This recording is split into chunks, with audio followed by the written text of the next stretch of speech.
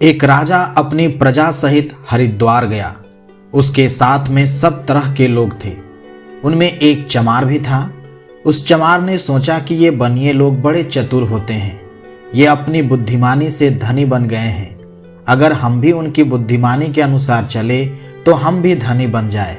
ऐसा विचार करके वह एक चतुर बनिए की क्रियाओं पर निगरानी रखकर चलने लगा। जब हरिद्वार के ब्रह्मकुंड में पंडा दान पुण्य का संकल्प कराने लगा, तब उस बनिए ने कहा, मैंने अमुक ब्राह्मण को 100 रुपये उधार दिए थे, आज मैं उनको दान रूप में श्री कृष्णा अर्पण करता हूँ। पांडे ने संकल्प भरवा दिया। चमार ने देखा कि इसने 1 कौड़ी भी नहीं दी और लोगों में प्रसिद्ध हो गया कि इसने 100 रुपयों का दान कर दिया। कितना बुद्धिमान है, मैं भी इससे कम नहीं रहूंगा। जब पंडे ने चमार से संकल्प भरवाना शुरू किया, तब चमार ने कहा, अमुक बनिए ने मुझे 100 रुपये उधार दिए थे, तो उन 100 रुपयों को मैं श्री कृष्णा अर्पण करता हूँ। उसकी ग्रामीण बोली को पंडा पूरी तरह समझा नहीं और संकल्प भरवा दिया। इससे चमार बड़ा खुश हो गया कि मैंने भी बनिए के समान 100 रुपयों का दान पुण्य कर दिया। सब घर पहुँचे। समय पर खेती हुई। ब्राह्मण और चमार के खेतों में खूब अनाज पैदा हुआ। ब्राह्मण देवता ने बनिए से कहा, सेठ, आप चाहे तो 100 रुपयों का अनाज ले लो, इससे आपको नफा भी हो सकता है, मुझे तो आपका कर्जा चुकाना है।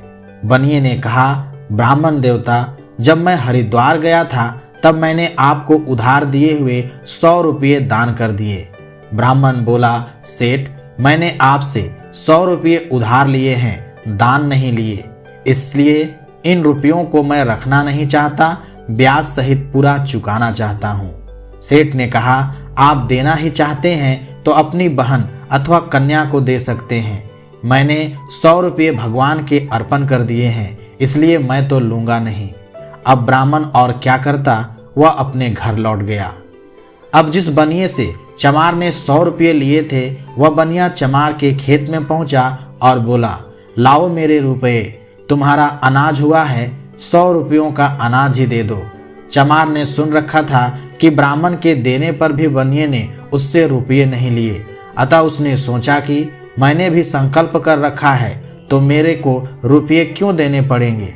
ऐसा सोचकर चमार बनिए से बोला, मैंने तो अमुक सेठ की तरह गंगा जी में खड़े होकर सब रुपये श्री कृष्णा अर्पण कर दिए, तो मेरे को रुपये क्यों देने पड़ेंगे। बनिया बोला, तेरे अर्पण कर देने से कर्जा नहीं छूट सकता, क्योंकि तूने मेरे से कर्जा लिया है तो तेरे छोड़ने से कैसे छूट जाएगा। मैं तो अपने 100 रुपये ब्याज सहित पूरे लूँगा, लाओ मेरे रुपये। ऐसा कहकर उसने चमार से अपने रुपयों का अनाज ले लिया। इस कहानी से यह सिद्ध होता है कि हमारे पर दूसरों का जो कर्जा है वो हमारे छोड़ने से नहीं छूट सकता।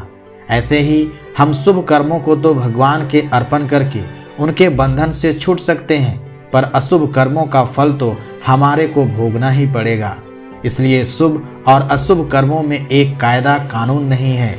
अगर ऐसा नियम बन जाए कि भगवान के अर्पण करने से ऋण और पाप कर्म छूट जाए तो फिर सभी प्राणी मुक्त हो जाए, परंतु ऐसा संभव नहीं है। हाँ, इसमें एक मार्मिक बात है कि अपने आप को सर्वथा भगवान के अर्पित कर देने पर, अर्थात सर्वथा भगवान के शरण हो जाने पर पाप पुण्य सर्वथा नष्ट हो जाते हैं। धन्यवाद।